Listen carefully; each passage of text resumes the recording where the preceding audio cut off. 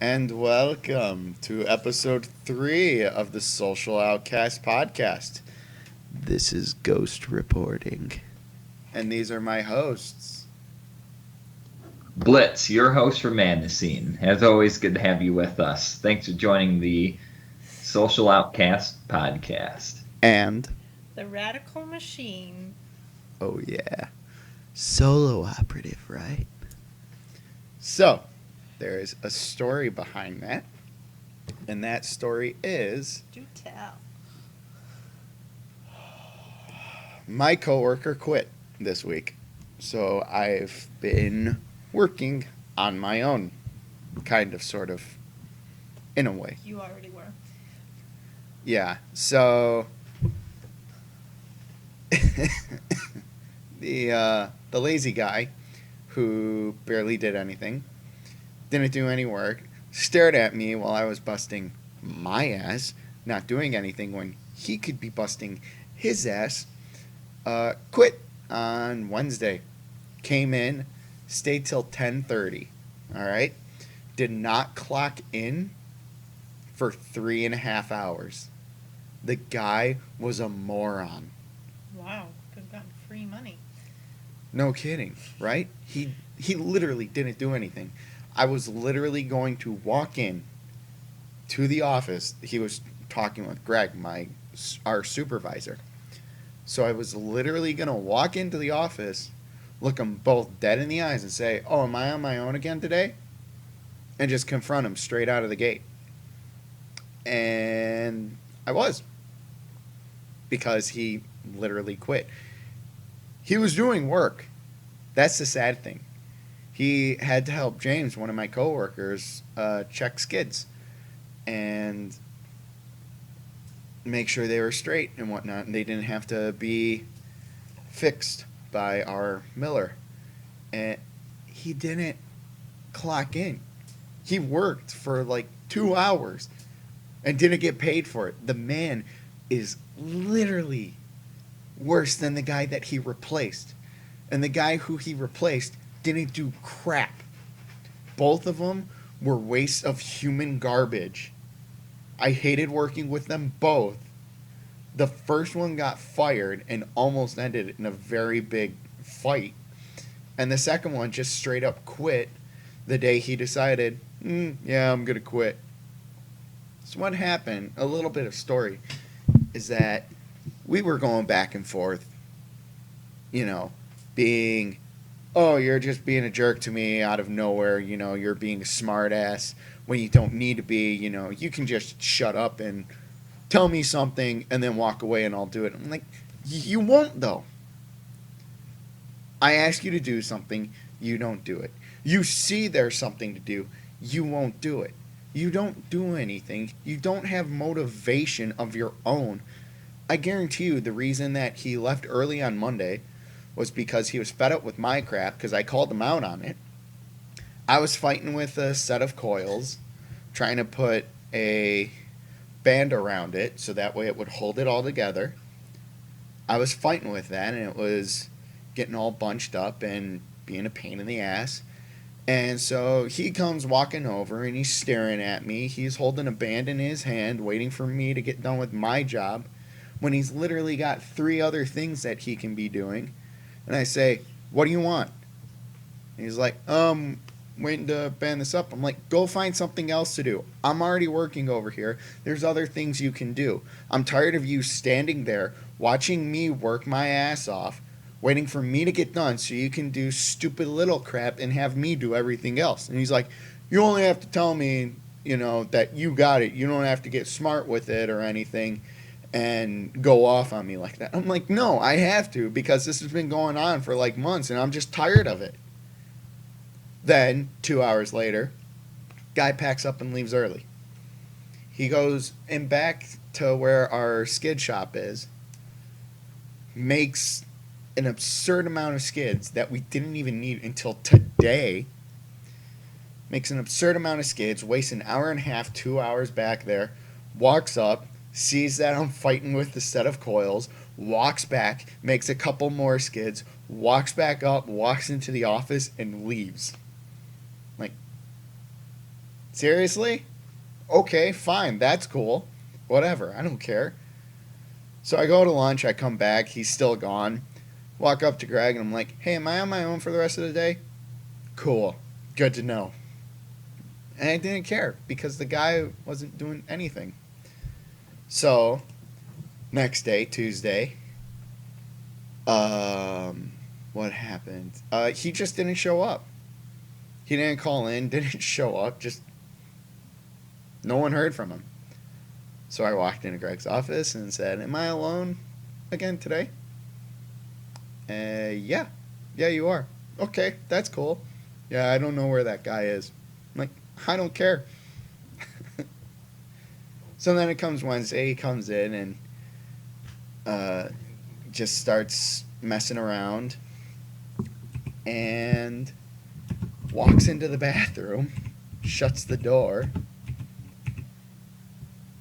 and he's on his phone. He's talking on his phone in a bathroom with very thin walls right next to the office. Greg walked in there, said, is there something going on here? You know, you want to like get out there and work? So apparently Carl told him, actually, you know what? Funny thing you say that. I got something to tell you. He's like, okay. He's like, yeah, I found another job, so I quit. Walks out at like 10:30, 10:45 almost. So he didn't get paid for that. I walk into Greg's office and say, all right, what do you want me to do for the rest of the day? And so Greg goes, all right, sit down.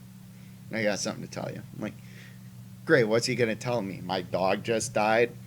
You know, I got to go deal with something stupid. He's like, that guy just quit. I'm like, oh, so I shouldn't be sitting down like it's morning and whatnot? Like I'm in mourning? That's good, right? It's like, yeah, there's nothing bad coming from this. That guy didn't do anything anyway. It's like, it's just maddening. And he literally told me, Greg said, I was trying to figure out how to fire this guy. I didn't want to deal with him like the other guy where he's trying to fight everyone on his way out.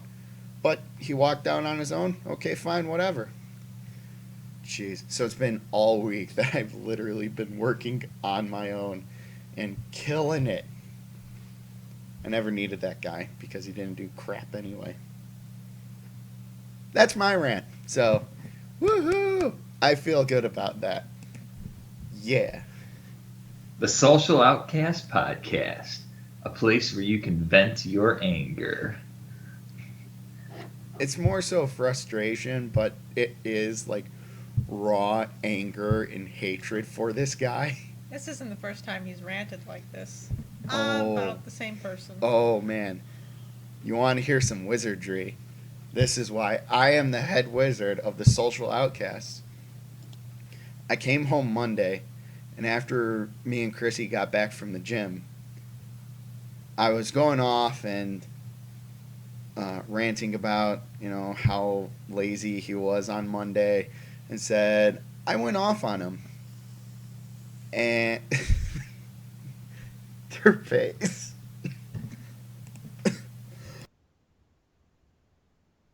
Oh my god, that killed me. Wow, you choked them up. Good job, Terpace. Oh, jeez, that was great. Terpace just said, you should write a heavy metal song about this workplace experience. I'll have to start working on the guitar riffs. Yeah, I'll do yelling and screaming.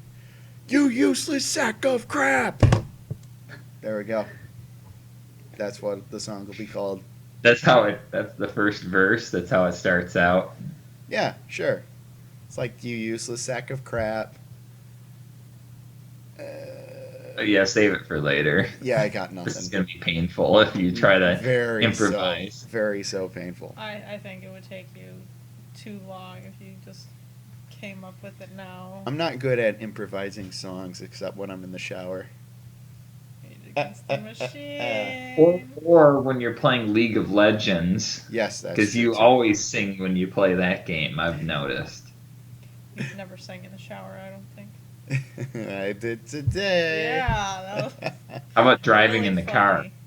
Oh yeah. Yeah. But that's just yelling with along with the lyrics. But so back to my wizardness and my magical future sight of awesome. Monday I came home and started ranting about this guy. And I said, and I quote, I wouldn't be surprised if he quits anytime. I didn't expect it to be that quick though. So yeah, I called the future again, just like I called the future at the movies. And I have a witness. I leaned over, set a spoiler, and said, "Watch. This is what it's gonna be." And then, as it turns out, it was and it wasn't because time travel's involved somehow, some way. It's not a But I spoiler. was right. No, because it's not necessarily time travel. Oh. You can say it's time travel, but then it's going to be something completely different. We are talking about The Arrival, ladies and gentlemen. Excellent movie. Amy Adams, Jeremy Renner, Forrest Whitaker. Holy crap, that movie was amazing. I looked it up this morning, and on Rotten Tomatoes, when you Googled it, it popped up on Rotten Tomatoes, and it said 100%. I'm like, there is no way this is gonna last.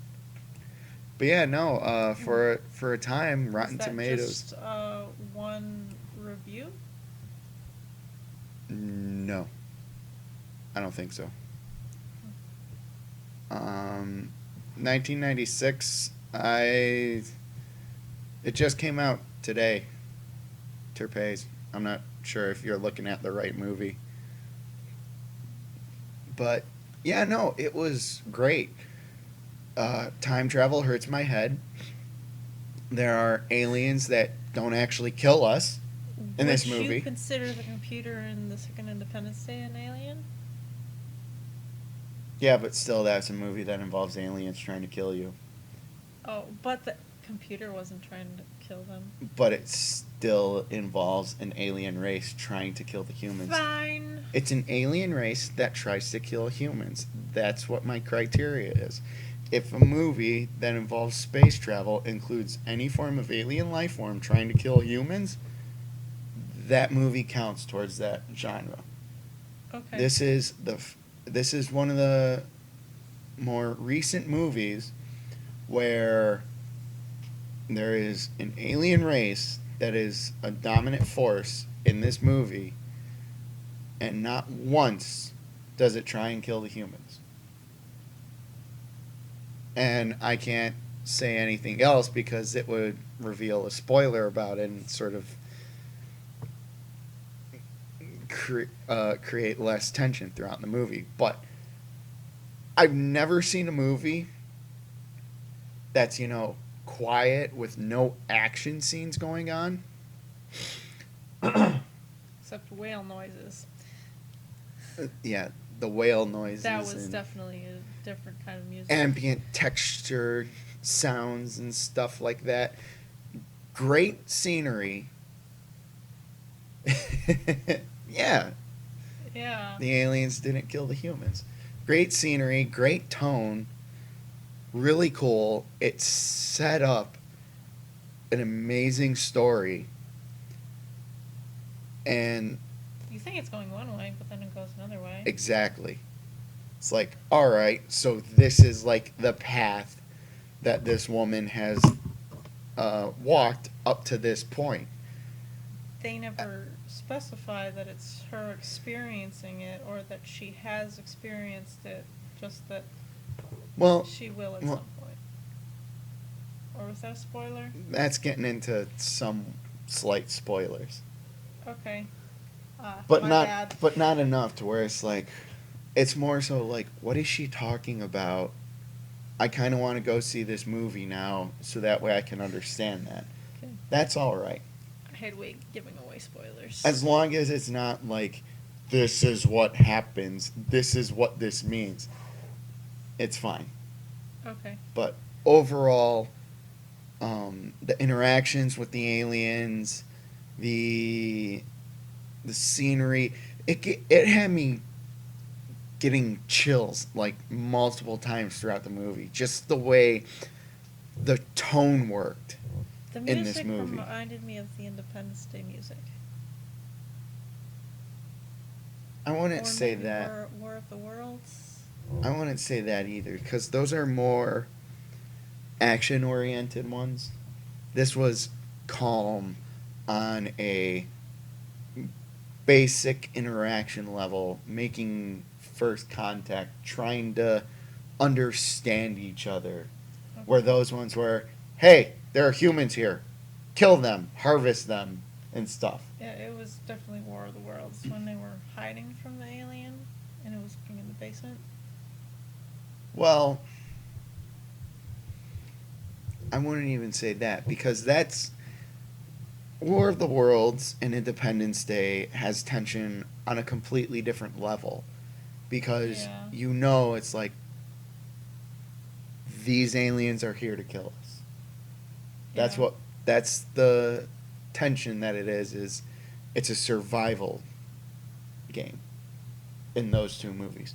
In this one, it's tension on a completely different level, because it's you don't know what's going to happen next. You don't know what's going to set everything off and just blow up in their face. Yeah. And that was a very good tone shift. And just the fact that it was kept quiet, there wasn't a lot of action going on. There was hardly any action at all, save for maybe like 5 minutes through the whole movie. And yeah, you're right, Terpes. It does remind me of Close Encounters, the Steven Spielberg one, not the Fourth Kind one, which was terrible and awful. And I picked the worst time to watch that movie when I was staying at home alone and my family was off on a vacation somewhere and I was the only one there.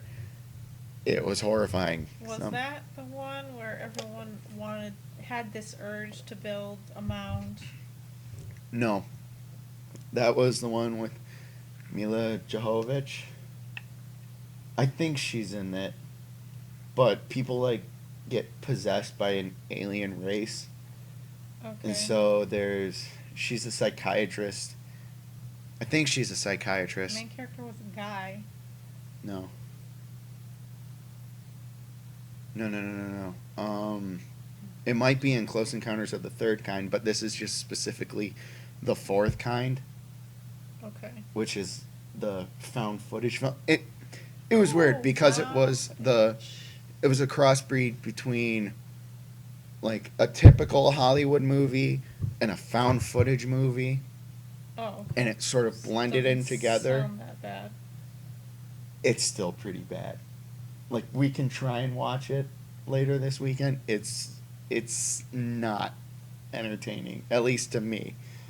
And yeah, it makes you think, to where a psychiatrist is treating all these patients in town for them having weird dreams or acting weird, and then just bad things start happening to these people. Like, I want to say one guy kills his family, then kills himself. And so the police chief says, "You treated this man. He killed his wife, killed his 2 kids, and then killed himself. What are you doing?" And turned out it was like aliens all along. Oh, okay. Oh, I'm thinking of another movie. so bad. It got me terrified and whatnot because of the whole found footage film and the weird warping of their faces and stuff. You know the ice cream guy in Priest? Not Priest. Legion? Legion, yes. How could you forget? How like that guy's face just elongated. His whole body elongated. Right, but like mainly his face where it's like, "Rah," and he starts screaming. Yeah. Yeah. That's the face that they would make in the found footage film. They would just rear their head back and their jaw would like drop to their chest when their Sounds head's so all bad. the way back. Yeah. That's what I mean. It was bad. Oh, okay. But yeah, no. The just the fact that Arrival had people speechless when there was not really much going on. That was Sounds pretty like cool. sounds like a good horror video game. Creates nice, tense atmosphere. It was basically like, all right, guys, here's a bomb. We're just gonna let you stare and watch at it while people start messing with it. And you don't know what's gonna happen because those people are actually monkeys. They don't know what they're doing. Let's see what happens. It's just like the tension was so strong in that movie, and just everybody's like, what's gonna happen next? Just glued to the screen. It was amazing. And so good. I'm really happy that I was able to see this. I've been talking for like 20 minutes, all on my own for the most part. We've been Well, it's going more or for less half an because hour. I haven't seen this movie you've been talking about, and I'm not really a movie guy in general, so it's kind of hard for me to pitch in anything. Oh well, you should definitely see this movie. When it comes on DVD or Blu-ray or whatever. Yeah, it is a science fiction movie. If you like It science depends. fiction. My tastes are a lot different from a lot of other people. It's hard to explain why some things appeal to me and some don't. Because I've seen a lot of Well, movies where people say, "This is a great movie, this is awesome," and I just say, "Meh, meh, whatever." And then I watch other stuff, and it's like, to me, it's great, and people are just like, "How can you watch that? This is so slow. This is so boring. I don't get it." So I definitely have a very different taste in entertainment from your average person. maybe you won't like it then. I don't know.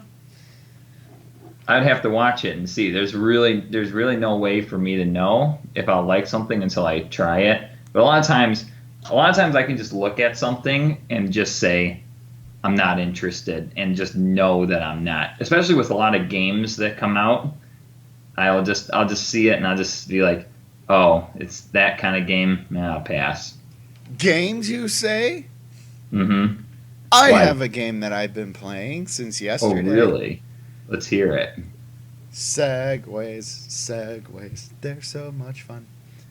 Have you ever Dishonored 2. ridden on a Segway Yes, before? I have, and they are fun. Ah, yes, that I've was seen I've seen fun. people with them when I was in the strange land of California. I Definitely, I saw a lot of people riding them. I But did not fall on my ass for once. We rode the one without the stick that you hold on to. okay, Yeah, so no, it's the kind of like just your hoverboard. feet on it, The Yeah, hoverboard that doesn't skateboarding, but you're hover. not really skateboarding. It's just kind of driving yourself. yeah, I don't get the name. they're really cool. They I look like liked they're it. fun. We got her cousins. They do tours on segways. That's amazing. I might have seen them in Chicago too. Now that I think about it. Oh, I know Chicago had the rent a bike system. You could just pay, put money in the machine, it unlocks the bike. You can go ride it around wherever you Yeah. want, and then you just put it in whatever station's nearest to you. Yeah, I've Oh, seen I It's those. actually remember pretty. hearing that. That's actually a pretty good idea. Anyway, so I've been playing Dishonored 2, and it is fun.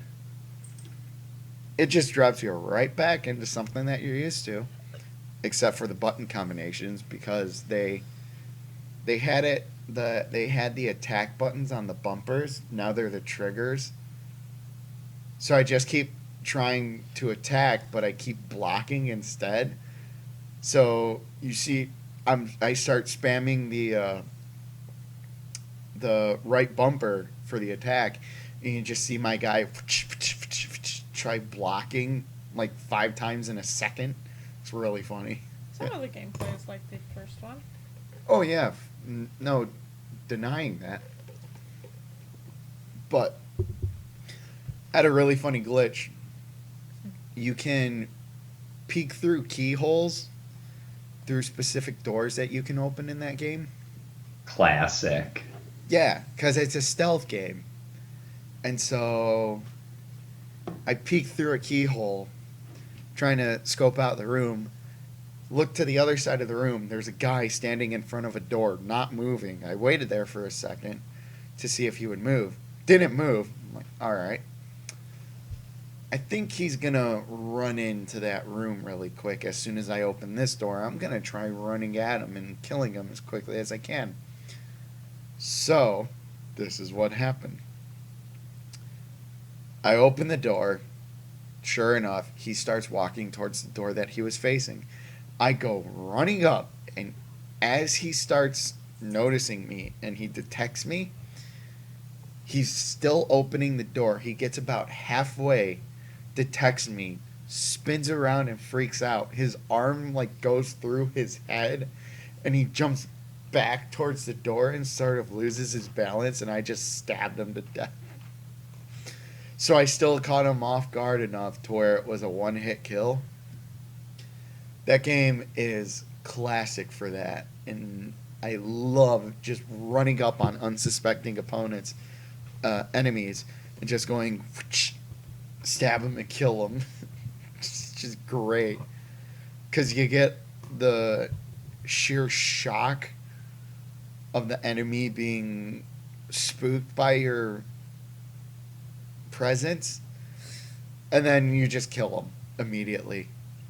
And it's funny. One time I played, last night, I was on this roof and the guard below me was facing the wall. I mean, if I was on the ground, it would have made it easy to kill him, but guard stupidity in video games. You can I thought it was funny. you can drop down and kill him. Haven't we talked A about la What? Assassin's Creed. this? No, Dishonored. What? I know, but Trying the, not to the kill whole anyone? jump Oh, right, down that's from right. the roof and attack kind I of thing. think if you jump down on them, it just knocks them out. Oh, because it said press select to see the drop assassination method. You Right. do know that you do know that before you do a move like that, though, you have to say, "Mind if I drop in?" Nope, I refuse. I Oh, refuse. oh, you I know refuse. you know that I would. You know I would. I know you would. But We should get him over when we play Dishonored. screw that. I'll just take Dishonored over. I'll have him steal the PS4 from Jeff. Okay. I mean, it's a Bethesda game. Bethesda published Yes. it. And it's actually Arcane Studios that developed it. It's a pretty solid game. I have to say, it's fun. We got the collector's edition. I do not regret I saw that. a excuse me. I saw a magazine. It was like a magazine or something that was talking about it. Had it on the cover, the main character or whatever. Game And it's Informer. like, could it be the game of the year? So Game Informer doesn't that kind of bothers me because I think it's silly for a game to come out in the month of November and be proclaimed game of the year. Like, if you ask me, doesn't it kind of have to, have some time for people to play it and everything? I almost feel like that's just kind of like the hype machine kind of thing, Dude, where it's I like, got Infinite Warfare the day it came out, and I was playing online with it. I get into a zombies match. Oh, look at that. There's a level 50 guy. And it took me 2 times through to get to level 2 to unlock the basic pistol. Also, the reviewers. well, I mean, some people, that's a little bit different though. That's a person who got it and was committed to playing it because they either wanted their money's worth or they really enjoyed it or both. And that's But what the reviewers are going to do. what I'm saying though is, like, you see these games come out in November, December, and they're like game of the year for this. What about all the stuff that came out earlier? Well, It just seems like it all kind of That's gets how you forgotten. know I almost feel it like might there should be be a cutoff. Like, no games released after August should even be considered for an award like that. That's how I would do it if I was Also, thinking about my own. And then but then I would let it spill over. So if it's released in November, it would just have to count for the next season, but think of it this kind of way: thing. people are going to be able to play it, you know, through whatever time it is, even until 2017. The only reason they say, oh, it's the game of the year for 2016 is because it was released in 2016 and it's better Yeah. than these other games that were Is it also though? I released mean, in I 2016. That's what I game of the year stands for. I almost feel like it's more or less just the marketing setup. It's It's one also of like the Oscars. Like for the holiday season? Yeah, well, that's why I'm personally not a big fan of awards like that. I don't follow Oscars or Emmys or Grammys. I don't follow Game of the Years. I don't, because it just kind of, to me, it just seems silly. Now awards that make more sense to me are like in sports with like league MVP, but even that can get kind of dumb. But usually because they give out those awards at the end of the season when people actually played and put up the statistics and numbers.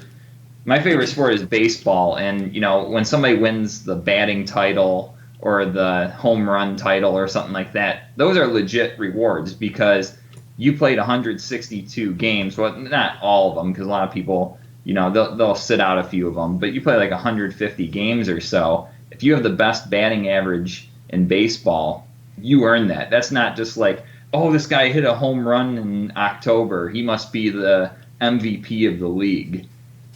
It's just kind of, I don't know. I see that as more of a. It's just one of those things that just kind of bugs me when I see Game of the Year and it's like November. I'm like, okay, But then again, honestly, how many people are going to go out and say, oh, this game got Game of the Year? Because there's multiple Game of the Year Yes, that's the editions. other thing, and that's the other thing. There's so many games that are just the GOTY edition, and it's more or less just.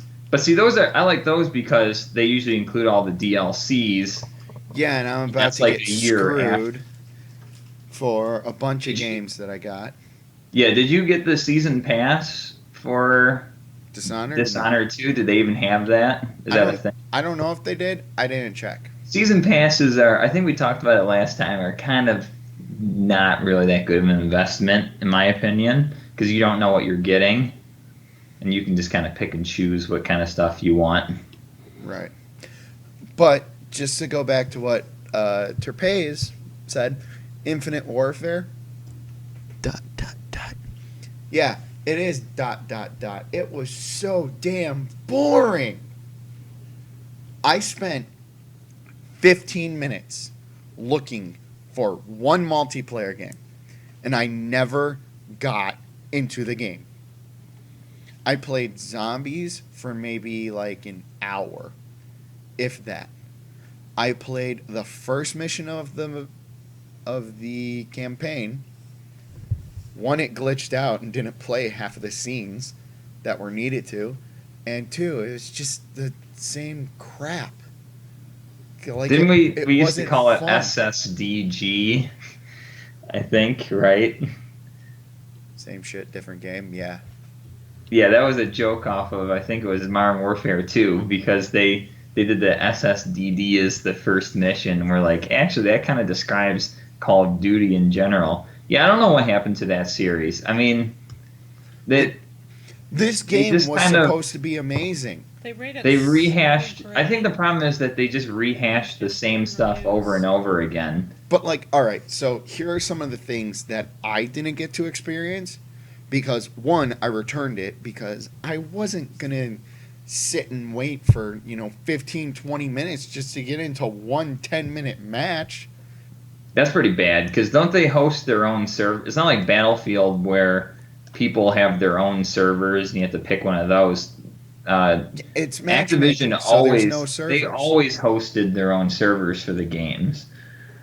Yeah, it's matchmaking, so there are no servers of dedicated games that you can just drop in on.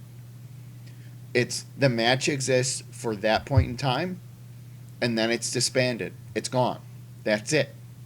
Well, usually you have a lobby, and then it keeps setting up the games for that. That's usually how it goes. But you're right. Yeah, it's more dynamic. It's not just like, here, pick a server and join it kind of thing. 15 minutes did not see one person, because you know how when you start searching for a match, you log into matchmaking, it'll say like, oh, you got so and so in here now, and you can chat with them until you find a full lobby of 16, I think it is in this one. No, not one person for 15 minutes. It either means people aren't playing it, or you were having trouble connecting. Not to mention, no, because I played zombies perfectly fine. Okay, that's so just no matchmaking one's too. playing it. No one was playing multiplayer. And so this game was supposed to be awesome because there's dogfighting in it, and it's not just on rails, it's an actual space fighter that you can fly around on your own, not just like, be in a turret and at the right side of the ship. No, you're actually flying it around and shooting it. But that's only in the campaign for a limited amount of time, and that's it. There's no multiplayers where it's, now you got jet support and you fight up in the skies. There's none of that, and it was so lame.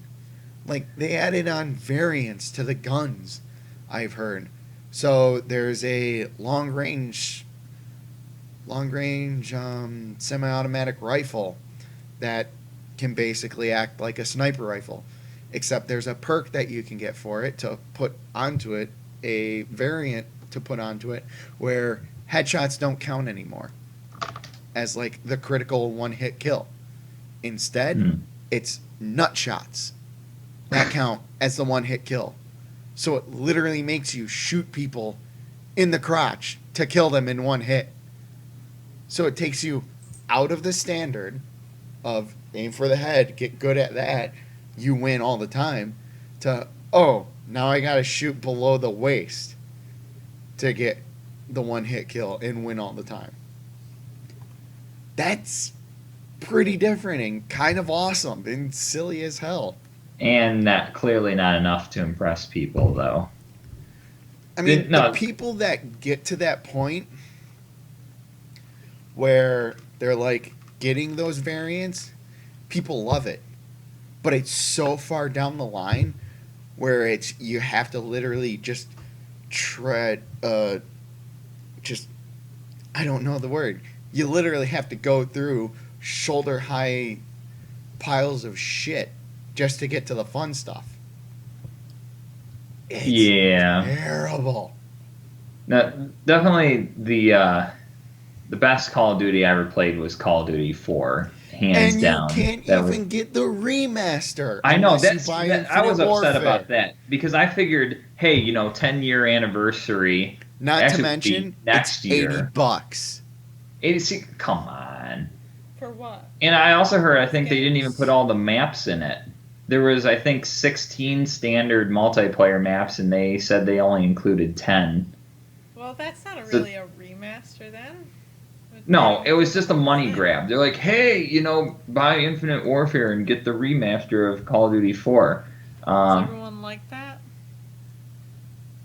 I don't know. I haven't seen anybody play it because they were being greedy and didn't release it as a standalone title. I would have gotten it. I had so much fun playing Call of Duty 4 back in the day. I mean, what was great about it was the maps were brilliant. They were very well designed. There was always action going on. The weapon set was the most balanced I've ever seen in a shooter game.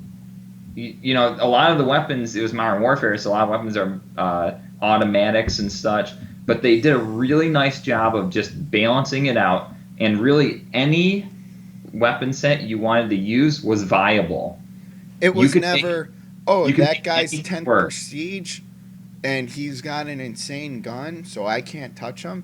It was never like that. It was always like, all right, I'm just going to switch to a slightly longer range, or a slightly closer range where I can get There's in other quick. games like the game that followed it, World at War. It was extremely unbalanced. Everybody just ran around with the MP40 with a magazine upgrade. It was stupid.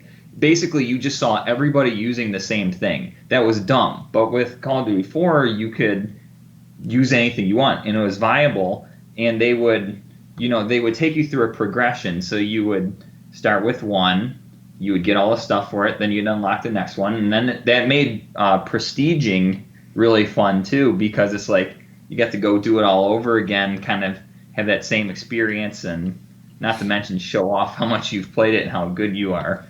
I I will mean, never forget the banner I got in Modern Warfare 2. It was called Collateral Damage.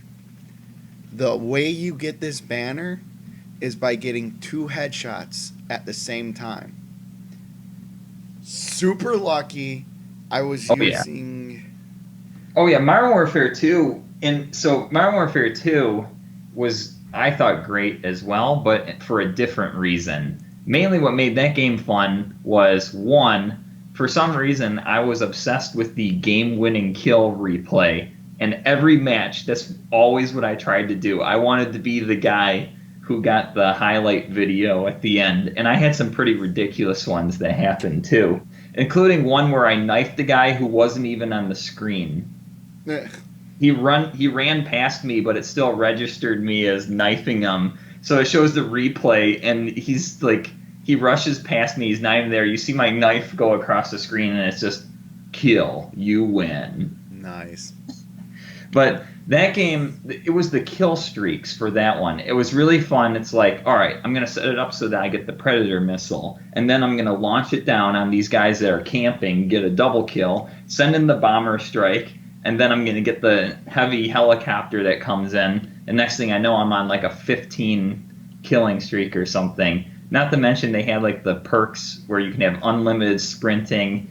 You can get the one where when you kill somebody, they drop a small ammo pack, including extra Scavenger. grenades for your grenade launcher.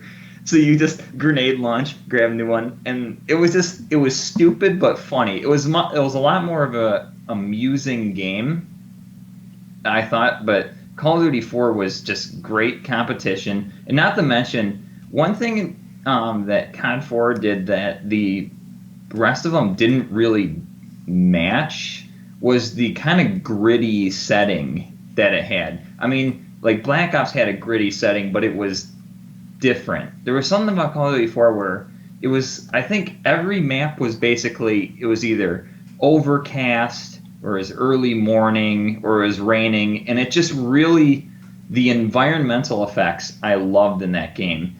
And then later on, when you get to the other ones, they're just all bright and colorful and shiny, and they're like, hey, look at us, bright colors, warfare, yay. Whereas Call of Duty 4 is like, it's time to get serious. You will You know, hate and zombies in Spaceland. It is literally rainbow vomit all over the place. yeah, see, that's one of the reasons why I'm not a huge fan of like Borderlands. Borderlands is a fun game, but the whole bright and color and watercolor and yay explosions, fun stuff, color fest. That's just not my kind of thing. I like the more, it's time to get serious, gritty, overcast, foreboding kind of thing. Yeah, bleak. That's the perfect word to describe it. And there was like the one map, I think it was the Chernobyl one, where you just see like little snowflakes falling across, and everything's all gray, and it's all run down. You've got, plants overgrowing the abandoned buildings. Oh, the and you're like, Chernobyl map was Yeah, so much fun. in the campaign and in the multiplayer. It's one of the best settings I've ever had in a game, like a shooter game like that. So I remember the multiplayer map was just sniper hell. Where it's like, oh, am I going to get away without getting my head blown off? yeah, because it was like a middle plaza and then a bunch of buildings around it. So you had that was the other thing. You had to know like the attack patterns where you were going to go. Oh, I'm going to go through this building. I'm going to there's going to be a guy around the door. So I'm going to fool him and go the other way. And have insane luck. Yeah. Oh, I used to practice things like I would like, okay, I'm gonna go up to this window, I'm gonna toss a flashbang in there and quickly run up the stairs. The guy's gonna be blinded. I'm gonna blast him, run past, and then it might be somebody following me, so I'm gonna turn on and set a claymore just around the corner so they can't see it.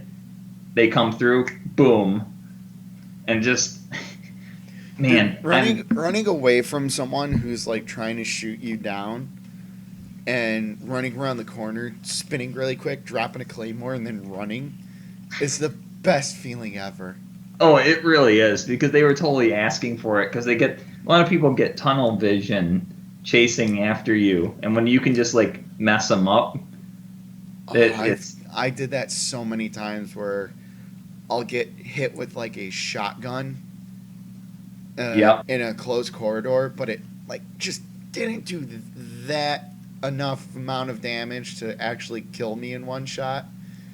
And so the guy's trying to like aim again as I go running past. I'll run out a door, spin around a couple feet in front of it, drop a claymore, and then run out, and then boom, you got a kill. So dirty, so worth it. yeah.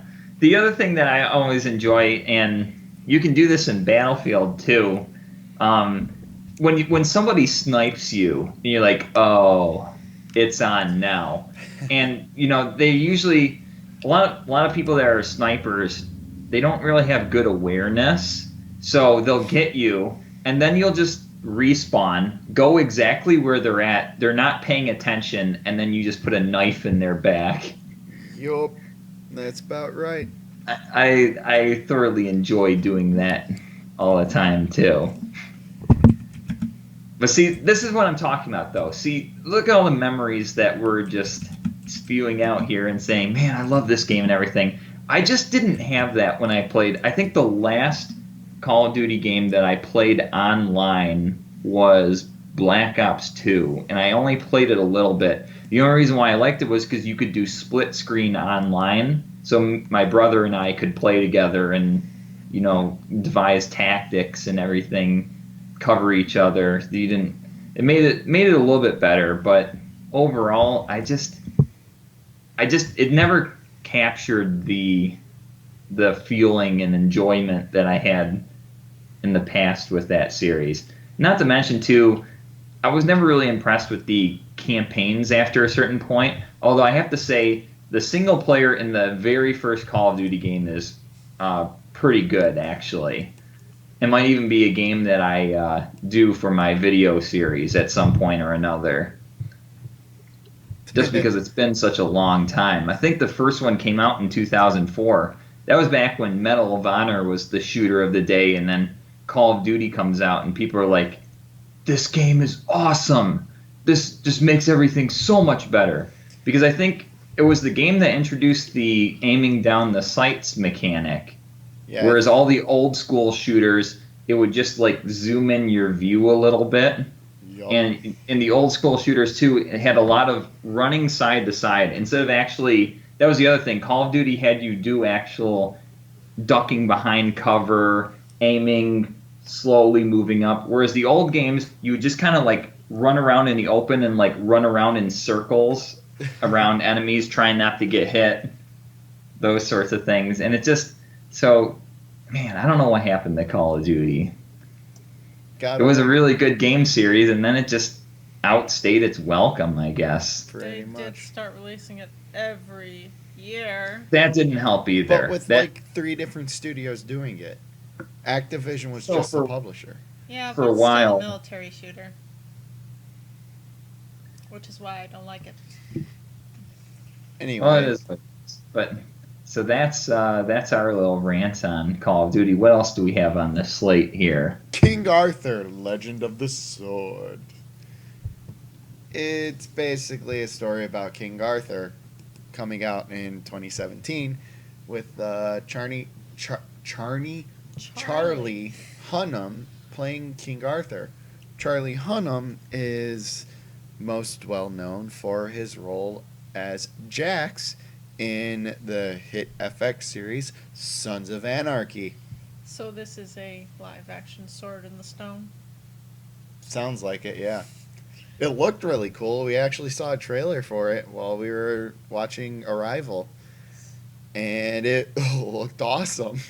The only thing that doesn't fit is that I don't see anyone for Merlin. He might show up. Merlin Wizard. Okay. Camille. Who is this guy? Camille Lemezwiski. I have no clue how to pronounce your name, buddy. Oh, he says he made Absolutely Fabulous, the movie. You are not Oh. in anything besides Fantastic Beasts and Where to Find Them, and you are no one in that. Anyway, so we've got Jax from Sons of Anarchy, Jude Law, so Watson, Eric Bana, Bruce Banner, the Hulk, Aidan Gillen, Peter Baelish. How do you pronounce his name? Jimon Hunsu. Jimon Hunsu from Aragon and Jumper, not Jumper. Push. Push. I corrected you on this earlier. Oh my god. And I Bruce confused Bolton, Michael McElhatton. Also, Katie McGrath, I've seen. Never heard of him. I haven't heard of anybody else really. Well, there's a lot of people that we have heard of in this movie. It's basically, hey, how many Game of Thrones actors? Villager's not much of a role. Right. But it's hey, how many Game of Thrones Blood Diamonds. actors? How many Game of Thrones actors can you get in Does your... it take to change a light bulb? God damn I don't know. it. It hasn't happened God yet. damn it. I hate you both. I hate you both. How many Game of Thrones actors can you get in your medieval movie? That's all I wanted to say. Thank you very much. Now you guys don't have anything to say. Screw both of Isn't you. that always how it happens? Yes, it is. But that's pretty much what I've seen, though, is, Game of Thrones is the big hype train recently. I enjoy the hell out of it. I will admit it. I love it. It's incredible after 6 seasons. Yup. And it's just funny because, like, hey, let's do King Arthur. Who should we get? Let's get Peter Baelish, and Bruce Bolton. Why not? Throw Jax from Sons of Anarchy. He's the typical bad boy main protagonist, kick-ass guy, badass from, a show about biker gangs and illegal gun runnings and stuff. He did good in Crimson Peak. He was really good in Crimson Peak. I completely forgot about that movie because it wasn't was in it something that much. completely different. Crimson Peak was a good movie. Don't get me wrong. It was a letdown because I thought it was going to be A horror movie. typical Guillermo del Toro horror movie with monsters and crap. No, it's not. If you're going in to expect Crimson Peak to be a monster movie, you will be severely disappointed. Horror movie. I mean, it had That's what some I saw it spooky as. elements. Yeah. It was had a thriller, though. So it was a solid thriller. It had some spooky elements. just expect a thriller instead of a horror movie. Yeah. Like, it was such a letdown, and it pissed me off so much. I wanted it to be an amazing monster movie, and I was so excited for it. And it's just like, nah, it's just some guy who likes to stab people. That's it. Also, half of Mama was frightening. I've never seen that movie all the way through. Actually, no, I have. Yeah, I thought you did. That movie was insane Yeah. and really creepy. It made me afraid of closets for a quick minute. And the younger girl was a little too attached to her. Ooh, spoilers? Nah, not No, really. No. Not really. We'll let you guys find out about that. Because you don't even know what that means until Yeah, I you know. see it. Yeah, pretty much. But yeah, The Legend of the Swordcast, it's funny how many people they get from Game of Thrones to do that, but it is one of the most popular shows on television when it is on. So why wouldn't you cash in on that then? Exactly. Yup. Ooh, saw it in Spanish class, senior year of high school. I didn't really Pan's like that Labyrinth movie. in school? That's I amazing. mean, I thought it was a really good movie, but I just couldn't enjoy it. It's too graphically violent. See, I enjoy all the stick and twisted crap that Like the with world has to the- offer. The knife to the face here. Oh yeah, and he's got to the Joker stitch it up. style. Oh, and then the hand thing. Yeah. Doesn't he like take a shot to like try and kill the pain and disinfect it and then start stitching his face together? I think that's how it went. That sounds about right. I think he was So doing speaking Alpha. of that nasty, Dude was gory metal as stuff. hell. Yes. Speaking of all that, No. how's that Ash versus Evil Dead going? Damn it! Did you see the? Yes, he You did. what? That's why he's bringing it up. No. Oh, no. Now, to be fair, I've only seen the first episode of this season, but I Oh, did I see the thought- whole last season, and I have a feeling that's probably more than what you've seen, right? Yes, it is. Actually, I thought you were talking about Army of Darkness. No. Oh. I meant to watch the rest of Army of Darkness and You should. It's Ash a great vs. the movie. Evil Dead. All right, listen Great up, show. you primitive screwheads. It actually doesn't seem that violent. Like This the other ones. is my boomstick. I love that scene. was pretty funny. I love That's that a- scene. that's an Calls all-time them classic. primitive screwheads. You know what makes those movies great, obviously, is Bruce Campbell Yep. and how committed he is. He knows he's in B movies, and he doesn't care. They're He's one- amazing B movies. He's one of those actors who he just owns it when he's on the screen. He's having so much fun doing it. There's no pressure of, oh, I gotta, deliver a dramatic performance or anything. He basically can just goof around and be a goofball and have a lot of fun with it. They crack a lot of puns, which I like, and the scene where he has to fight himself. I'm bad, Ash, and you're good, Ash. You goody two shoes. Like he totally sells it too. I love him. He's a great actor. I'm gonna go finish that movie tonight because Yes, I you really have want to. a good laugh. He barely got it paid for though, so. Okay, he's so not happy about it at all. I know you've seen Army of Darkness. Have you seen the original? I've Evil seen cuts and pieces of the first two. They're completely different from Army of Darkness. Yeah. I prefer that one better than the first two, but I've seen them. See, the second one really got me because of how absurd it was. The scene where he cuts his hand off yeah, and he's his got that hands crazy getting looking. possessed, and it's like cracking him over the head with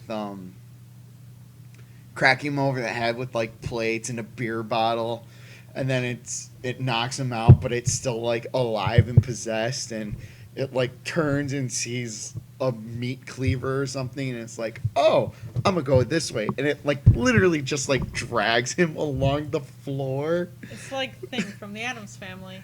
but it's still attached to the person. It's so damn funny. It is. And so it's like inches right there, reaching for the meat cleaver to finally kill Ash, and boom, knife in the hand. He's freaking out, and he's like, yeah, I got you, you little bastard. Starts up the chainsaw and cuts it off. I wonder if you have any feeling when you're possessed. Oh yeah, the chainsaw hand is iconic, and believe me, there is plenty of it in Ash vs. Evil Dead. Plenty of it. I love how in the first season of that, he's got the whole setup in his little trailer house where there's like a little hidden floor panel, and he like steps on it and it pops the shotgun up, grabs it, puts it behind his back, shoots one of the dead. Then the guy with him tosses the chainsaw. And He he dives catches it forward, in catches it midair. midair, Oh uses my it. I mean, god. It's it's the amazingly silliest funny to shit watch. out Oh, there. it so is. It is definitely silly, and I love it. I It's love every so little bit of it. absurd. It's perfect. Mwah. It's a work of art. The scene after he cuts his hand off in Evil Dead 2 is probably one of the funniest things I've ever seen. So, how it goes is he's trying to kill his hand, so he's got the shotgun, the stump arm, and, looking around, whipping out around the shotgun, frantically looking for it. And, it's making fun of him and laughing at it. And laughing at him, he's laughing at it. It gets caught in a mousetrap, and he's like, "Oh, yeah, you deserve that." And so it gets free of the mousetrap and flips him off, and goes scurrying over, and he blows a hole in the wall. And he hears it scream, and he's like, "Ha, gotcha, you little bastard." So then he starts hearing something, and then literal geyser of blood just comes shooting out of the wall, just drenches him in blood, this black goop crap, whatnot. And so he's like, okay, that just happened. So he's still got the shotgun up. He goes over, tries to sit down on a chair, breaks the chair and falls to the ground. And when he looks up at the mounted deer head on the wall, and you see that it's got like this weird look on its face, and then it just like snaps its head towards him, and it starts laughing like in a maniacal villain from like a Batman episode. It just starts laughing at him. It's the funniest laugh ever. And then everything else in the room starts laughing at him, going nuts. And then he starts laughing, losing his damn mind, and it is perfect. And then he gets sucked into a time portal and dropped in the 1300s. Yup. Also, with Army of Darkness, there's an alternate ending that didn't make the actual cut. So Is that the after original? you watch it, just look up on YouTube Army of Darkness alternate ending. I keep saying the phrase that he has to say to get back to the present when we were like watching it, and anytime there's a scene with the Necronomicon, I'll just say like Gord Klatu Vrada Nikto, just for fun, because Yeah. I love the way it rolls off the But tongue. what if it happens to us? I like, get a sweet ass maybe- chainsaw hand and a sawed off shotgun. And you could go back to the 1300s. And be Hell single again. Hell yeah. Well, if you want some more laughs from him, look up on YouTube Jack of All Trades. That's a show that he was in. That's on the the one early that you were 2000s. watching, wasn't it? Yep. Oh my god. It's tremendous. Jack of All Trades. I had no clue he was in that. Yes. Bruce Campbell is Jack Stiles, a.k.a. the Daring Dragoon. Oh my god, I gotta see this.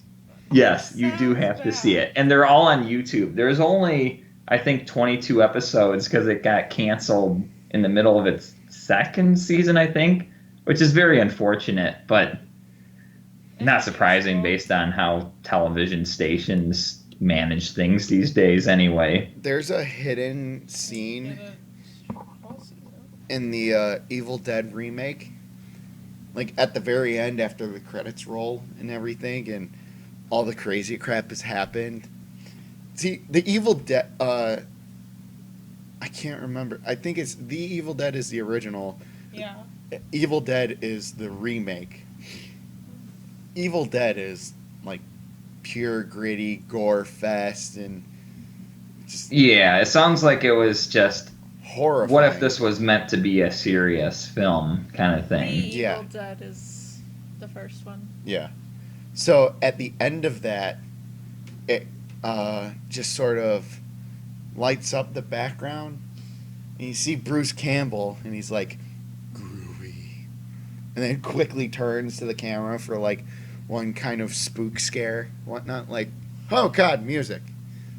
But yeah, it basically teased Ash a part of the remake of The Evil Dead.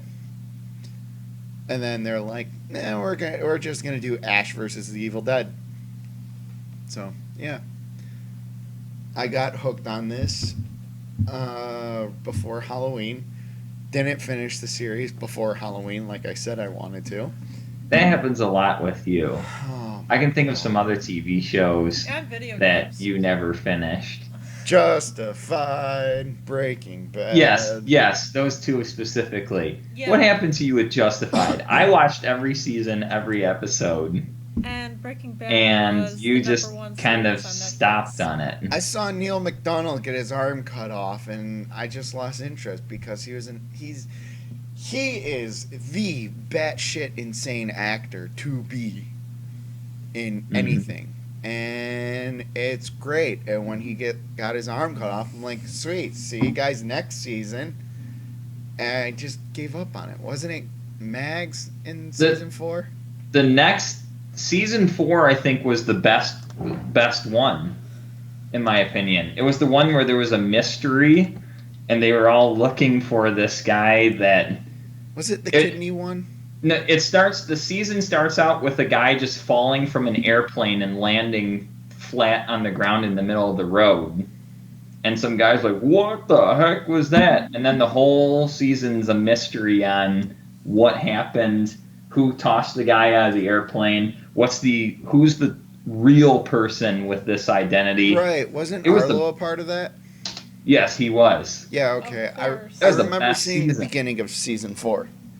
You quit at the wrong time. You Yeah. should have. I mean, the other seasons were good though too. I thought the 5th one was a little slow. With the crows, Dewey Crow's cousins and such. Oh god. That one was okay. I hated that. And then the last season had Sam Elliott as the villain, and that was actually pretty amusing. You gotta check him What? out. You can't just quit on something like this, especially when you get me into it. Ghost Rider. Oh my god. Previous Ghost Rider. Sam Elliott's the bad guy? Heck yeah, he is. Bad guy. Oh And a my good guy. god. You're missing out, man. I don't know why you just gave up on it. Well, you call him a sample gamer for a reason. Why should that not apply to Avery TV? Markham.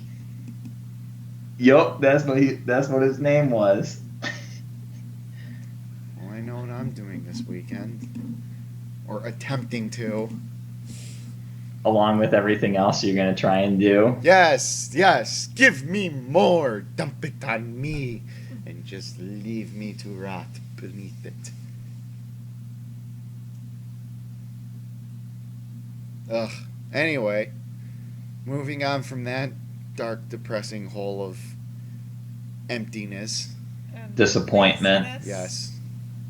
Shame, bitterness. Shame. All right. Shame. No. Shame. Let's bring this on. What PS1 game did you misplace? Huh? Oh yeah, Huh? so about that. Come on, So man. I'm not the only disappointment in this podcast. So I was going through and I'm looking at games that I possibly want to do a future series on. And there's this one game where, very fittingly, it's a tank game because my nickname is Blitz, and it's one of the best tank simulation games I've ever played. It's not anything at all like the Battle Tanks games, which I did earlier. Those are more like arcade fun. This was a legit tank simulation game where you actually you had the 2 buttons which controlled which treads you were running, and you actually had to face your armor the right way so that the bullets would deflect off of you rather than blowing you to pieces. And they had full campaigns for Americans, Germans, and Russians, I think. And then, but you could customize the missions to set up whatever tanks you want to fight against each other. And I have no clue where this game is. What's it called? It's called Panzer Front. It's on the PlayStation. Not to mention, I'm not a huge fan of graphics on the PlayStation 1. I never was. Back in the day, I had the... here, I'll type it out. Back in the day, I had, the Nintendo 64, and then we actually... I think the way we got the PlayStation games was we borrowed or rented a PlayStation 1 system, and I remember just being underwhelmed by it. I didn't really care for it. ASCII Corporation, really? I thought that the graphics were just kind of bland. Nothing looked really good, but this game's different. Like, this one looks legit. It still holds up, in my opinion. I played it a couple years ago, and I really wanted to find this so I could have it, in my queue for upcoming videos, and don't know where it is. Also, I need the memory card too. That's the other thing. Which, those memory cards are a joke. They got I think the PlayStation 2 memory card just got 8 megabytes of data or something. Yeah, but they didn't take up that much. I know, that is true. That is true. That was back in the day when you didn't have to actually install your games onto the console. Yeah. Which I'm not a huge fan of. But Which is a load of garbage. Yeah, especially games like Modern Warfare, or not Modern, Infinite Warfare, which I heard is like 150 some gigabytes. 80, I think. 80? Okay. But still. So. It still took me like an hour to download that. Yeah. But, so I did find out today, though, when I was looking for it, I never realized the Nintendo Entertainment System had an RCA output. I always thought it had to be connected to the cable hookup on the TV. So I went and I plugged it in, and it looks good. I put it in, RCA'd, was playing Super Mario Brothers. So that's a viable option now. And I've got some pretty good NES games that I might want to be playing at some point. The one thing about those games, though, is that a lot of them... Oh my God. A lot of them are like, you have to beat it on the first go or start over if you fail. Because the way games were designed back then, they didn't have this notion of checkpoints or, hey, you messed up, we'll just reset everything back. No, this was hardcore. You lose, you start over from the beginning. So I do remember that those games are like that, and that'll be a bit of a challenge, but something I'm definitely up for at some point or another. The other thing too is, I remember those games, a lot of them were, one, you just had to get used to the mechanics, and two, there's another one I have where you actually had options and you could go down different paths and everything. So there's actually some decent content. Level design in those games is usually really tough, though, and the graphics, besides them being 8-bit and having catchy 8-bit tunes, they didn't really have the technology to show explosions and things in that. So what they would do is, if there's an explosion, they just make the screen flash white rapidly. For Panzer Front? No. I'm talking about Nintendo Entertainment System. All right, so, I was about to say, we just watched a short clip for Panzer Front, and it looked pretty sweet. Yeah. It looked pretty decent. And, the download size, the install size for Infinite Warfare Special Edition is 130 gigabytes. It's over a tenth of the new memory size. Ridiculous. Yeah. You only get like 480 gig for the PS4. What the hell, Activision? Get your shit together. It's because of the new memory. There's a terabyte. Still, that's a load of crap.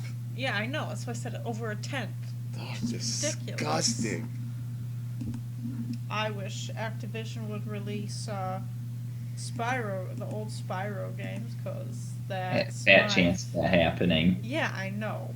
They gave up on Spyro, put them in the There's a lot of other games. series. there's a lot of games that had the anthropomorphic characters that they gave up on. Won't release the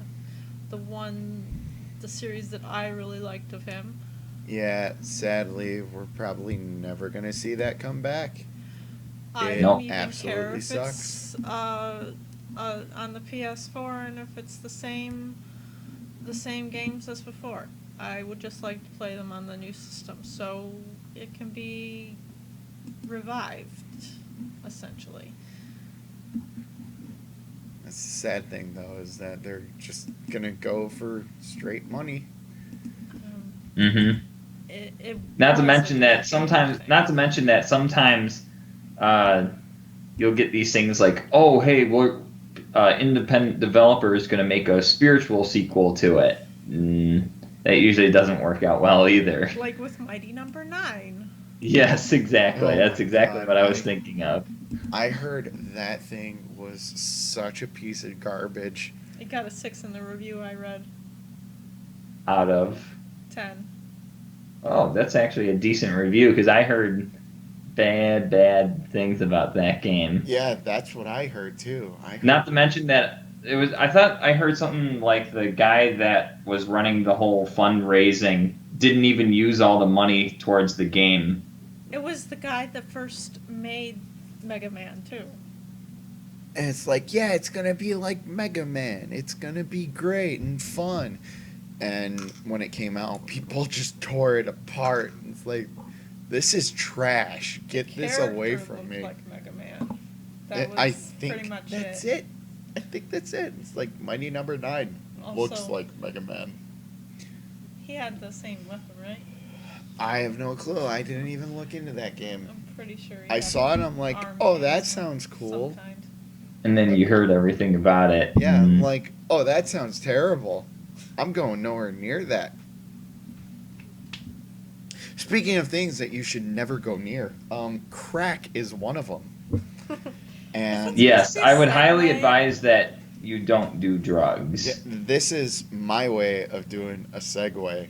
Did not mean for that to rhyme. This coming from the guy that likes drug show? But, for those wondering what crack does to your mind when you're trying to create a story about magic and crap and monsters, It gives you crackpot ideas. oh my god, this is terrible! It is such a cringe. I wanted to vomit. But Reading you said this, some of it was good. this. Okay, all right. You're teasing the audience too much here. I'm giving Get it out right with now. it. I'm giving it right Okay. now. I have in my hands the original idea that spawned our massive story idea universe that we have going on 8 years ago. Literal.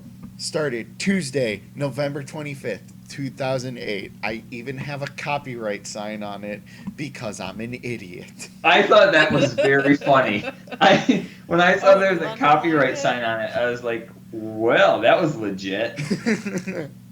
Does that mean it's officially copyrighted? No, it's not. It's not. I did it for kicks. I'm like, oh, this is gonna be fun. So you didn't think any of this would go anywhere? No, I thought this was gonna go miles and make me He the figured next that he famous would writer. be. He figured that 10 years later he would be a millionaire living in a mansion, never having to work another day. This Well, is it's the not biggest 10 piece of years- shit I've ever written. It's not 10 years later yet.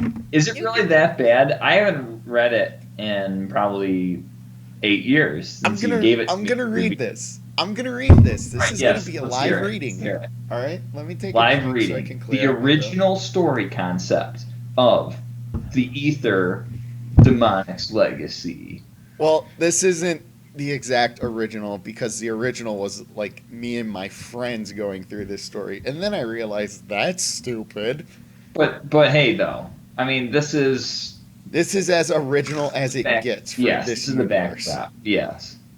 So, Chapter 1, Training Day.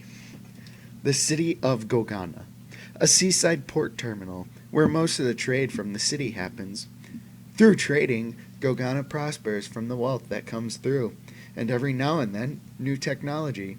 The technology is used by construction companies and the city guard, called the Black-tailed Knights. Gogana's technology includes cars, cell phones, and computers. The city has some flight technology, but is mostly used for trade, never combat. The energy source of the power is the clock tower, and in the top of it has a large moon diamond, a crystal that fell from the moon that has an infinite amount of power stored in it. The battle technology mostly consists of using swords, but they do have access to crossbows. The top scientists are working on a new kind of weapon system using gems with magic stored in them from the moon diamond for the city guard. What is this? I would say It sounded that's- kind of legit at first, but when you kind of lost me when you were saying something about they have cars, Moon diamonds! airplanes. That was Moon diamonds! I Hey, don't I mean, like- there's been crazier things.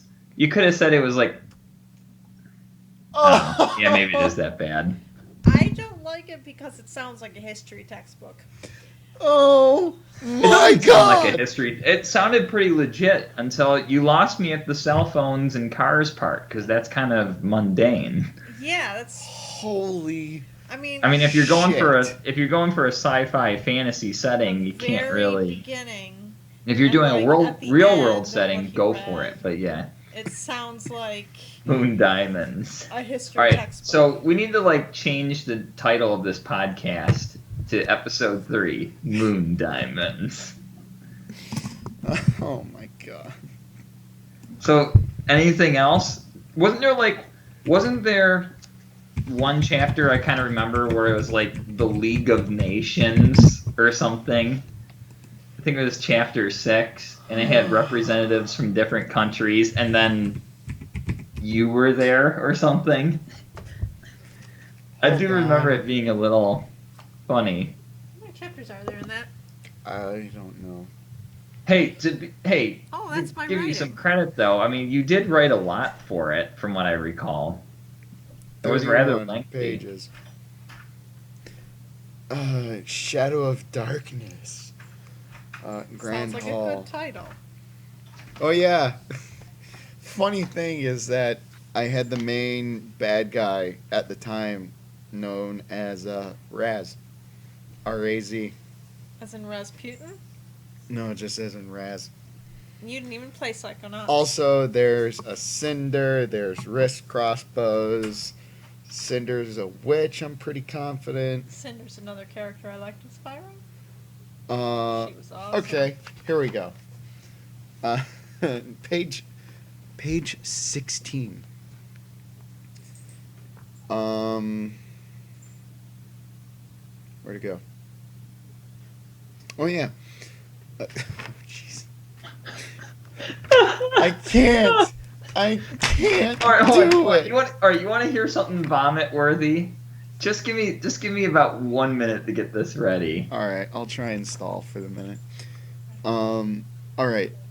Who's there? He called out to the darkness, which settled among the graveyards since he'd got there. I've been keeping my eye on you, Nero Reinhardt, a voice said. Show yourself. As you wish. Oh my god. Ow, my voice cracked. A blue circle was drawn in the air in front of him, and then an 8-pointed star appeared in the center of it. A man stepped out of it. He was in his late 30s, looked like he hadn't had a good night's sleep in a while. His hair was gray, and so was his short beard. He had a worn brown coat with cream-colored pants. Well, who are you? You don't need to know my name, he said, but what you do need to know is what the Black Cross is planning against this city. Black Cross? You mean the group that Raz belongs to? Nero shouted at him. How do you know about them? He was letting his anger get the best of him. Are you one of them too? His eyes turned red and yellow like the last time, and the red formed on the tips of his silver streak in his hair, which stood on end. Tell me now. Tell me now. That is cringeworthy.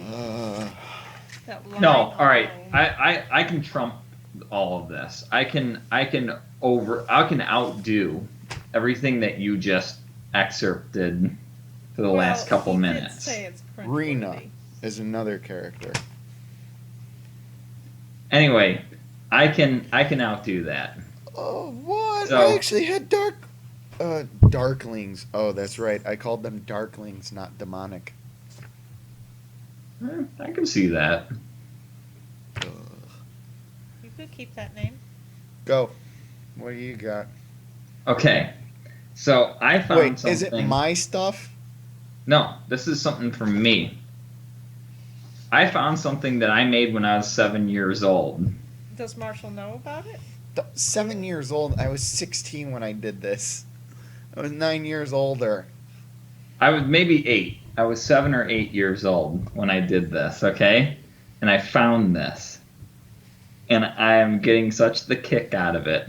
So, talking about social outcasts, one of the things I loved used to do, is be creative and such. But I had no one to kind of share it with because, it was just me. So I did a lot of things where I would take board games and I would play them. I would play as like all 6 players in a board game and even talk to myself a little bit and have arguments, players arguing with each other over such and everything. Oh, And so I had a pretty active imagination, and I decided to try my hand at making my own board game, and it was called Coin War. I probably wrote, my handwriting looks like I just learned how to write. Oh my Let's god, look I 7 think. or 8. Oh. This came out just when the U.S. started issuing those special quarters. So here we go. One. But one coin became the most valuable coin in the world. This is a verbatim reading when I was 7 years old.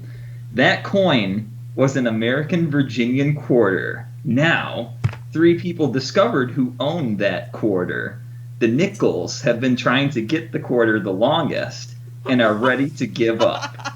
Dimes have been trying to get it for a little bit already, but aren't going to stay in for long. The pennies just came in and are ready for action. Will the defenders defeat their enemy, or will one of the 3 invaders capture the coin? I think you could. Now, starting the game. At the start of the game, you need the following to play this. You need 20 pennies, 7 nickels, a Canadian nickel, a French franc, 5 quarters, 3 new quarters. One of them has to be the Virginian quarter. And you need 2 half-dollars and 15 dimes. Sure. 7-year-old me is gonna go to France for a freaking nickel. Now, choose your side. You can be the pennies, nickels, dimes, or the defender. Once you choose your side, place your coins on the board. I don't know where the board is. That might have been lost to the ages. Anyway, spaces that say something like dime means that you place a dime there. Oh my god. There are 7 spots on the board to place your coins on. You send in extras as reinforcements. And it goes on and on. The coins have health and movement. They all start on heads except for 3 that the invaders have to flip over. The quarters don't have health. Now I'm paraphrasing here now. If you capture an imposter, it becomes an active coin and attacks you. If you get the Virginian quarter, it looks like you win. If you're on heads, you can get hit twice. Tails, you can get hit once. Half-dollars can take 3 hits. And a bomb has no health because once it touches an eggshell or a coin, they are both destroyed. And apparently I never finished this because the rest of the papers are blank. And these papers are crumpled up, stapled together, and the back of it is stuff. Let's see. The back of the front page says 4th Annual Saturday Morning Wrestling Clinic presented by Utica High Wrestling Team. It was at 9 a.m. Doesn't say what year, though. The next one was a Burger King night, sponsored by Bruce Collins Elementary. Um, let's see. The next one was something. I'm not sure. Here we go. March 2002. Oh, wow. I must have been a little bit older then. Interesting. Okay. You could spin that premise off into a comedy, though. So, yeah, that's that. Also, Terpace wanted to know what the board looked Okay, like. so all right, so anyway, it was essentially just a square grid board. I vaguely remember this. It was like a square grid board, and you had to like basically the three players. It was a four-player game. The three players trying to get this big treasure that was a 25-cent quarter. They had to grief each other essentially Oh, okay. by getting in the way and like attacking each other and everything. And then the fourth guy just kind of sat and chilled and just watched. Sounds like a certain person in our group who likes to troll everybody and just laugh when things are going When on. he's literally starting the fires and we're trying to put him out. Yes, exactly. And then like whoever reaches them has to like somehow outsmart his defense pattern or something. It's a mess. I don't even know if I could duplicate this. I don't know what was going through my mind. I do know that I did have a lot of ideas, and I've actually come up with other board games that have not been so successful either. But Oh, the yeah? point is, You want the me reason to why- describe the Grim Phantom for you? the what? I'm going through this page 26. Pretty much Nero goes down into Nero, the main character. At least you kept that the same. Yeah, because I like that name. He goes down into like this tomb type deal looking for hints as to what's going on in the world. And came across this lovely being. The shadow raced across the ground again and again and finally stopped right in front of Nero. I am one of many. My clan is now fighting alongside the people of the dark, for my clan is of the dark. A dark haze started forming around the shadow and started to take shape. Soon after, a ghost-like figure stood in front of Nero. It had the head, which seemed to be sewn onto its body, of a bat, along with the ears of a bat and a cape around its neck. Its right arm was a scythe, about 4 feet long, with a hook at the tip of it. Its left arm looked normal, except for the arm guard that had a spike at the elbow, and went up past the creature's wrist, which from underneath the arm guard, 5 long claws, about a foot each, extended outwards. It crossed its arm across its chest. Fear stands before you, for I am the Grim Phantom. You may call me Archer. You shall not defeat me. Archer? Nero held up his sword and pointed it at Archer. Gosh, I wonder Archer- what kind of weapon that guy uses. Well, Archer, I hope you put up a good fight. Now bring it. Is that another foreshadowing of the future? I have no You clue. love that show for some reason. We're such Archer a- wasn't even out. I know. Is that foreshadowing? Or maybe that's... He's a wizard. Yeah, I He guess predicts the just future. follow He's a his- wizard. No, but seriously though, we're bad at our job.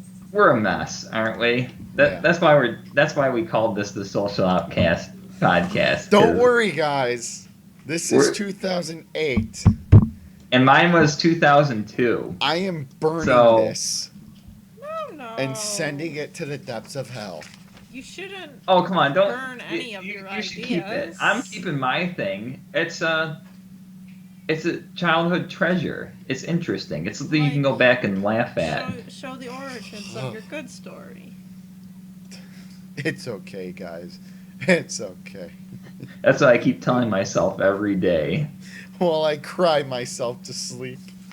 What I want to know, Trapeze, is if you made some kind of story out of this country. You made Storm Soul? What? what? The Storm Soul is the reason you transformed on training day. I've heard about them, but that's the first time I've seen one in person. All the members of the Black Cross have them too. Each All right, one is different. okay. You have to, like, as a joke, sprinkle things like that into our actual finished product when we write our book. All right, This is like here's an the main Easter egg. bad guy. This is the main bad guy's name. Cinder Warshoft. Leader of this Black Cross you've encountered. What the hell? Yeah, Hey, you're at least it's not. Hey, at least I it's heard not that. like. At least it's not. I don't know, some generic name. Oh my god. William Hazel was like the king of this town. Nero Reinhardt. Oh, look at that. Hero Reinhardt. There's now a character named Reinhardt in Overwatch. This is a wizard manuscript for telling Yes. the future. That's why you can't get rid of it. Manuscript for everything. You can't get rid of it. It's the exactly. It's you gotta Oh put my that god. in like a Hold up. archive or something, and then people will go back in time. You put it like in a time capsule or something, and then Oh. people will look it up and be like, Oh, This these guy are knew all future. names that Marshall came up with. maybe Cinder Warshoft will be the president of the United States one day. This person's not even born yet, and there'll be somebody with that name. Oh my god, this is terrible.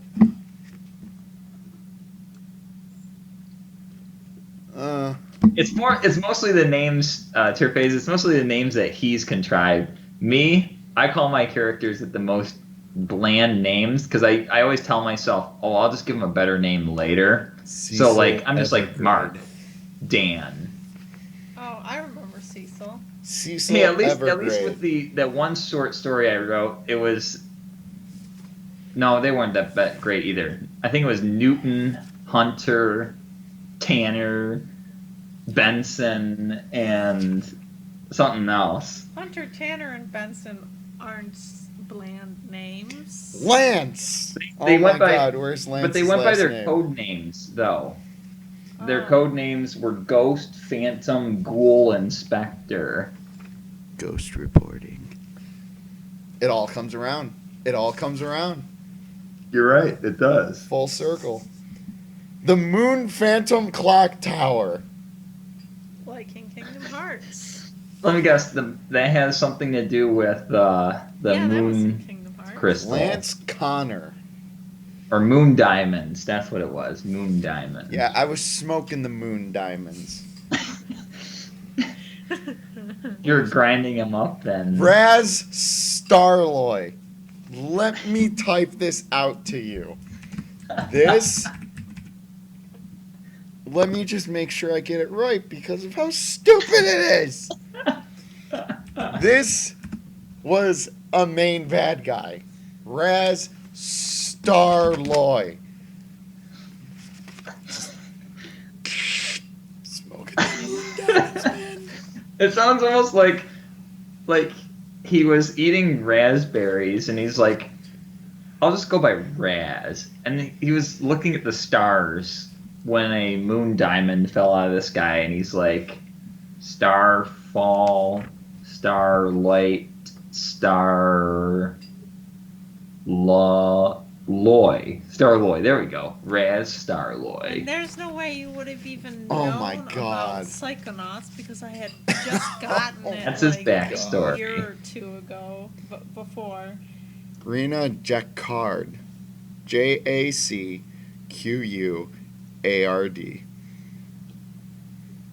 The only one that I never. Moon Diamonds could be a Oh, drug. I mean, Yes, good I I idea. think the It only could be. character. It could be worse. You could have a villain character like in the RPG game we played that I made up. Charles Willingham.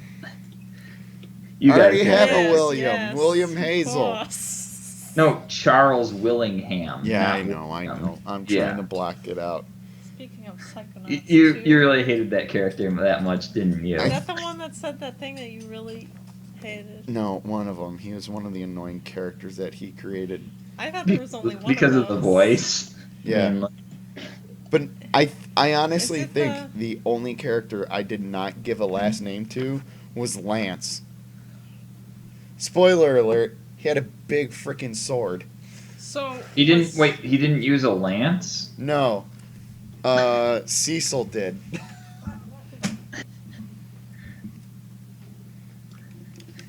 Oh, Charles Willingham is great. Should I sing Is- his No. voice? Is he the Or is one it gonna that drive had you the crazy? Hammerlock voice? No, that was Maximilian. Oh yeah, Maximilian was great too, but I know You don't bring up Charles Willingham or Maximilian. It's one of the rules. for you. oh come on, let me just do the voice just for old time's sake. Sure. Plus we're like almost 2 hours in, so if we lose our Holy crap, we are. You have got to be So, kidding record me. for us. Yeah. All right, here goes. Name's Charles Willingham, and I run here this town of Kreutzburg. And let me spell it out for you. We got some rules here. Rule number 1, you do work. Rule number 2, if you got a problem with someone, you take it outside. We don't like that kind of shite here in these walls. And rule number 3, you don't want to make me angry, because when I'm angry, bad things happen to those people. So what? He was half British, half Scottish, or whatever the hell that was. Australian. I don't really know what kind of voice this is. I just know that I did actually rehearse it a little bit. Sounds like a It was dumb supposed to sound Australian. stupid, because he was the bad guy. It's a lot better than Alan's puppet voice. Oh, that's right. The name's Charles Willingham. Don't you forget it. It sounds like he belongs in World War One. Oh my god. I never really. I was loosely inspired by, I think, Jason Statham's voice, but it sounded absolutely nothing like that. Yeah. The yeah. character himself was based on a character from Skyrim. Oh, Delvin Mallory. That was his name. Oh, that guy. Yeah, Was that's he in who the- I was basing the character Was on he in the mainly. thief group? Thieves Guild, yeah. Okay. Yep. I do remember him then. He was the guy that always got Oh, pissed. and remember, if you get caught, we never even heard of you. What do you say? You like to do a little bit of a fishing job? Oh my god. Alright. Speaking of fishing jobs, What? What? the fish. What fish? Where? You told me about like the fish and how it wouldn't be likely for them to fish because they couldn't eat the fish. Oh, that is such a stretch for a segue. Well, it seemed like you wanted some. All right, so One. the last thing I'll talk You wanted about one. is the final thing. The Last Colony by John Scalzi. It's book number 3 in Old Man's War series, which is Oh. fantastic, by the way. It's an old man that goes off to war in space to fight aliens. It's it's a trip, but it's literally full of smartasses and quick-witted humor. Like, main character walks into his office. He's basically the go-to guy for colonial disputes, civilian disputes. So if, like, say, two farmers are living side by side, one farmer's goat escapes, goes over, gets the other farmer's goat pregnant, and then walks back, and That seems so unlikely. well, it happened in this book. Okay. So the pregnant goat's with the farmer, and the other guy says, "Oh, you stole that kid from me. You didn't pay me for it. Blah blah blah." And they're two brothers, and they just go and say, "Yeah, he stole my goat to make best goat for him to screw me out of my money and There's whatnot." no way he could know that unless he actually saw the two goats I have no clue. getting the baby. I don't care. Those two were idiots. He knew it. Everyone else on the planet knows it. They're annoying. So he walks in, and his secretary says, "Yeah, those two idiots are in there with a goat for you, looking for assistance for this dispute." And he's like, "Hey, you want my job?" To his secretary. She goes, "Yeah, after you deal with those two idiots." So he goes in there, handles their problem, kicks them out of his office. She walks in, leans against the door frame, and says, "Hey, you're in my chair." And he just goes, "Oh, screw you. I got paperwork to do." She goes, "What paperwork? You make me do all the paperwork." It's like, "Well, is it done? As far as you know. Then I'm taking a nap." It's such a trip of a book. It's so funny, but at the same time, really serious. Everybody seems to be like a quick-witted wordsmith gunslinger.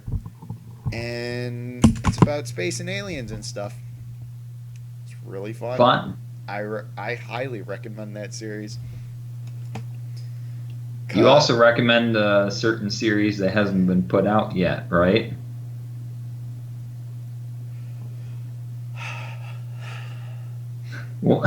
One that's currently in the works, something that needs to be chipped away at every single day. I hate you.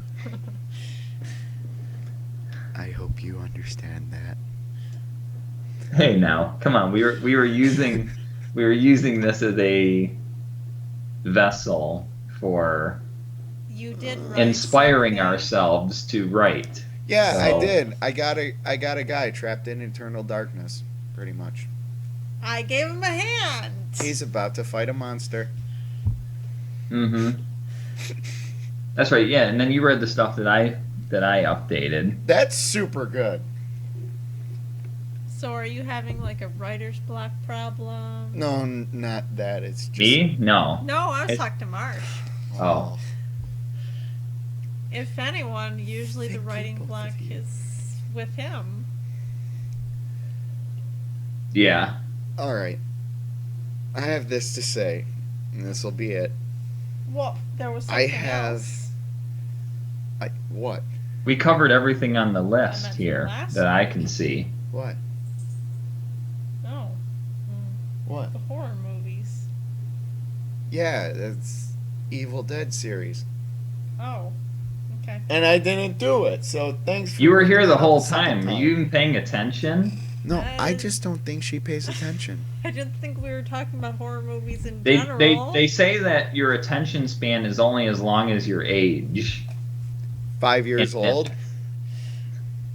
So yeah, apparently attention spans. I should be going to jail because I've been dating a 5-year-old for the past 9 years. If you Put measure. that sharp object down.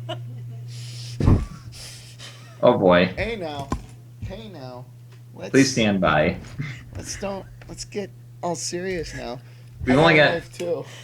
We got 3 minutes to 2 hours. Let's try to wrap this up. I got pen.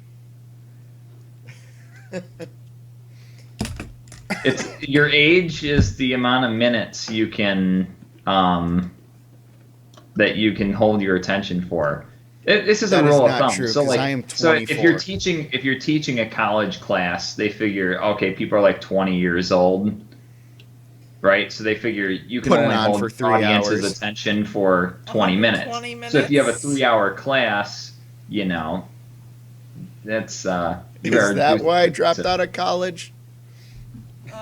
There's probably a lot of reasons for that. Money. So I was supposed to mention that movie Yeah, I that's like a big when one I there. didn't know because I thought we were just talking about a specific series. Oh, what movie? Krampus. Oh. Because Yeah, everybody, go watch the Christmas horror movie, Krampus. it didn't get that much promotion.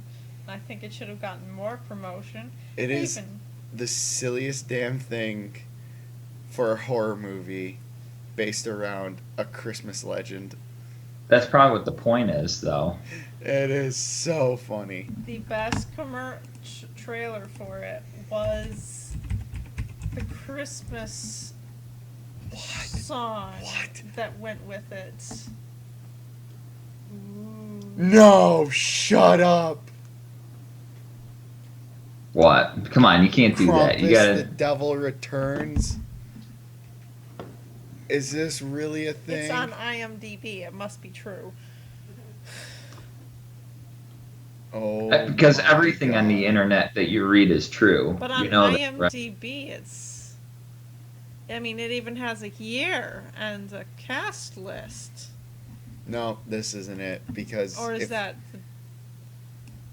if you Another one? look up I thought it Krampus. said Christmas Devil. no, whoa, what's that feedback I'm getting? I don't know. I'm getting it too. Must be in that. Huh. Matt, are you getting feedback? Nope. No. I hope that doesn't show up on the stream. I hope not either. All right, everybody. Well, it's starting to fall apart here. Plus the fact that we just hit the 2-hour mark right now. So I got 15 15 seconds. So, thank you very much for listening and checking us out once again. This has been episode 3. Frickin' Moon Diamonds! yes. I am the show host, Marsh. The Radical That's it? Machine. No other titles? No. And I'm Blitz. This is where I get to make my shameless self-promotion. Check out my series Games Lost to the Ages. Currently I'm doing Iron Man RTS, and I've got plenty of games on the slate for the future. Also, possibly even expanding into some other video series. So stay tuned for that. Thank you for watching. I'm Blitz, your host from Man This Scene. Have fun. See you guys next week. Also, just as a last little tidbit, we're going to try and do this every Friday about 9:30, 10 o'clock every Friday. So, the Thanksgiving one, it might be a bit iffy depending on what people are doing and where they are. So, we'll work around that. But as of right now, for the 18th, it will be scheduled 9:30 to 10 o'clock next Friday. Have fun, guys.